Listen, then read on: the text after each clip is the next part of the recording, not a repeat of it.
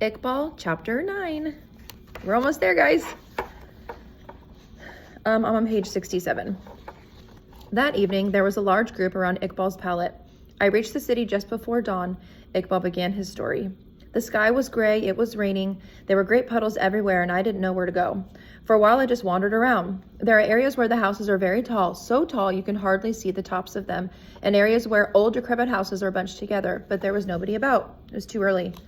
I finally reached a very long, wide street that led out of the city, and I thought, maybe this will lead me home to the countryside, to my family.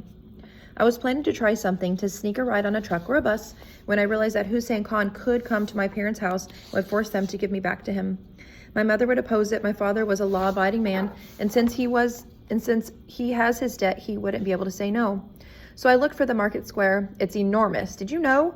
You can't imagine how big it is. There are hundreds of wooden tables all lined up on piles of crates and mattings where vendors put on their wares. Despite the rain, they were already working. Mountains of fruit, truckloads of vegetables from the country, baskets and baskets of different colored spices, all covered with plastic. And the butcher stalls. Some butchers use sticky strips of paper to protect their meat from the flies. Others just put it on the ground. They sell anything and everything there, old things, strange things, even crooked, rusty nails. Come on, it's true, I'm telling you.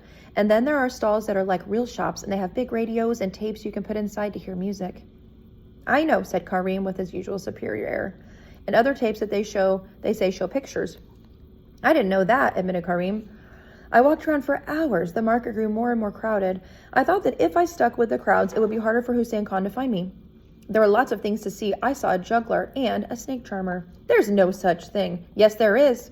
And did the serpent sway to music? Not really, but it came out of the basket. It was a big snake with a broad head and an evil eye, and the man held it in his hands. Bare hands? That's right. And there was food being sold everywhere. There were big pots of basmati rice and chicken tandoori. It smelled so good, and I was hungry. And so, what did you do? I worked. There too. Who's there? Children working. They are the ones who unload the trucks and carry the crates, some so heavy they feel like they'll break your arms. You go to a merchant and say, got any work for me? And he says, move that load and I'll give you a rupee. And that's what I did. But there were other children who didn't want me to do anything. They said, who are you? Where do you come from? This is our turf. And your work here is ours. Get out of here. I was afraid they would attract attention to me. After all, Hussein was out there looking for me. So I told them to leave me alone and I tried another area. Finally, I found a butcher who let me unload a truck full of mutton hinds. He gave me a burlap sack to put over my head and shoulders to keep the blood off, which was lucky because Hussein would never recognize me covered with burlap, and I knew he was after me. Once I even thought I glimpsed him in the crowd. But what did you think you were going to do? I didn't know. I thought I could hide a few days in the market and then I'd find something. I worked until the late afternoon and I used the butcher's rupee for food. It had stopped raining and the sun was beginning to shine. I sat against a wall to rest. Two bigger boys came up to me. They were smoking and they had a strange way of speaking. Are you new? They asked. Yes, I replied. Where do you come from? The country, I lied. Looking for work? If you're quick, we have something you could do. And what did they want you to do? I never understood, but they had a knife, which they showed me. No thanks, I told them, but they keep insisting I join them. I asked them where I could sleep, and they started to laugh. Here, wherever you want, every counter becomes a hotel room, but be careful, new boy. Why, I asked. Just be careful, they repeated. I was scared. I felt lonely, and I didn't know what to do or where to go. I missed all of you, and I thought that maybe it had been dumb to run away. The market was emptying and night was coming. I felt so sad and homesick. I had escaped thinking that someone would help me and us, and there I was, all alone. So what did you do then?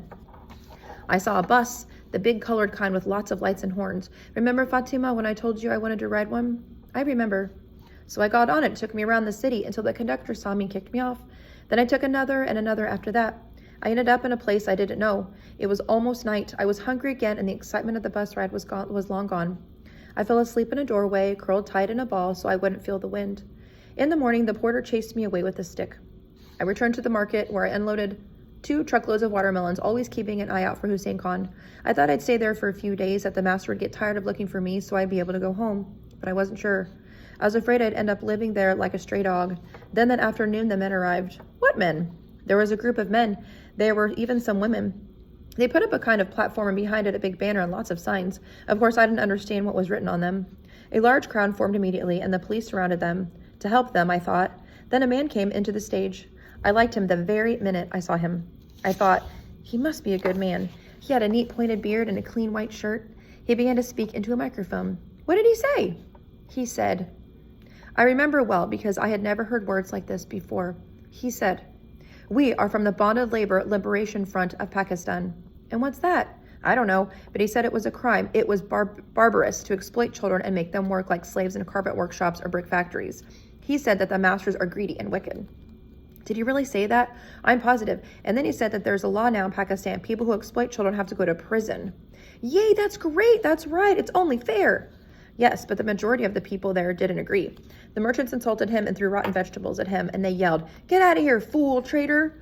The man with the white shirt managed to shout even louder, and the crowd didn't intimidate him, and you should have seen how unruly the crowd was. The carpet sellers were the most ferocious.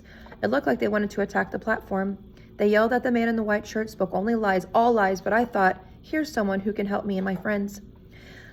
I tried to get closer to the platform to speak to him, but there was just too many people, and the platform was surrounded by policemen. So I thought, I'll talk to a policeman. They're here to help. That man said there's a law to protect children from masters. I said to the policeman nearest to me, that man's right about how masters exploit children workers. My friends and I are slaves of a carpet merchant. What are you doing here? He asked. I ran away. And what's your master's name? Hussein Khan, sir. He looked around before saying, come with me. Where? Don't be afraid. To the police station. We'll give you something to eat. And tomorrow morning we'll see this Hussein. Will you put him in jail? We'll know what to do.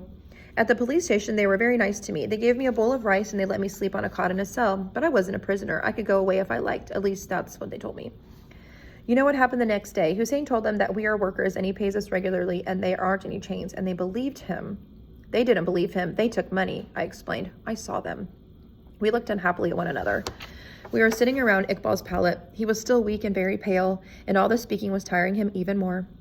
If we can't trust the police, who can help us? I asked, putting into words what everyone was fearing. The men from the Liberation Front, answered Iqbal. They'll help us. Maybe, but how can we find them? Iqbal smiled knowingly and pulled a piece of paper out of his pocket. What is it? They were handing them out. There must be something written to tell us how to get to them. The paper passed from hand to hand. We touched it and looked at it, perplexed. Yeah, brother, said Salman, maybe you're right, but you've forgotten something. No one here knows how to read. Silence fell. Then a small voice spoke from behind the group, a voice we had never heard before. It was a strange voice. It sounded rusty. That's not true. I can read. With our mouths hanging open in surprise, we all turned around to look at Maria. Chapter 10, page 75. A new spring arrived. The wind began to blow down the mountains. At first it was cold, but then it softened and swept away the clouds, the smoke and the dust of the city. The arrival of spring's breeze made us smile. Strange flowers and weeds came up in the broken pavement of the courtyard. When we came out of the workshop at lunchtime, we were greeted with a good, fresh air scent. Mohammed lay in the sun and stammered with simple happiness. Karim lay in the sun and grumbled because he was afraid the master was mad at him. Twig was more stick-like than before because his hands had healed and he had to work like the rest of us. Little Ali had grown like a mushroom over the winter, and he was no longer our little Ali.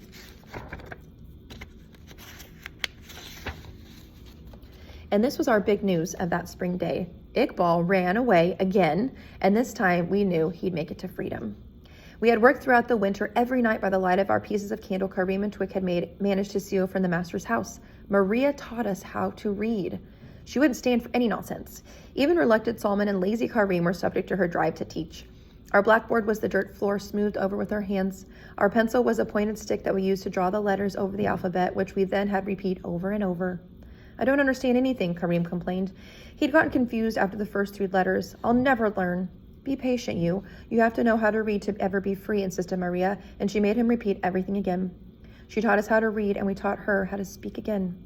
Maria's father was a school teacher in Faisalabad province. Her mother died when she was very young, and she had always played with dusty old illustrated books. She had learned to read almost by herself. Her father was almost as poor as the poor farmers who sporadically sent their sons to him.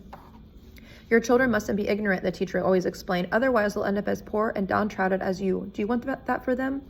No, sir, the farmers answered.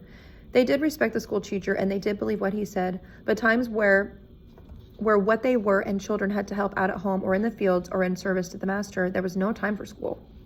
Go teach rich people's children, the farmer suggested. Schooling is for the rich. But Maria's father never wanted to go to the rich. That is until he finally had to ask for help from the village moneylender, and then he had to ask again. The second time he came home and didn't say another word, and the next morning some men came to take Maria away. Her father didn't even lift his head from the cot where he was laying. From that moment, Maria stopped talking and reading.